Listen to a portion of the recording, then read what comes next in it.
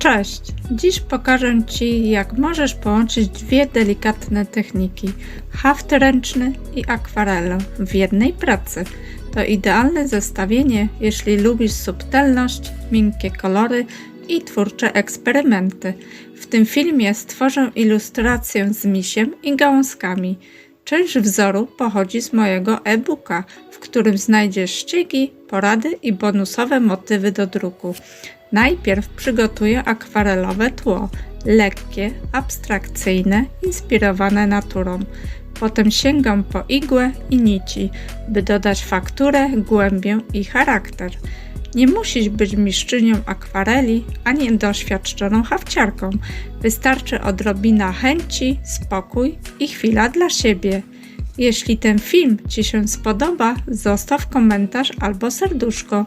A jeśli chcesz tworzyć razem częściej, możesz zasubskrybować mój kanał. A teraz zaparz ulubioną herbatę, usiądź wygodnie i po prostu patrz, jak powstaje coś przytulnego.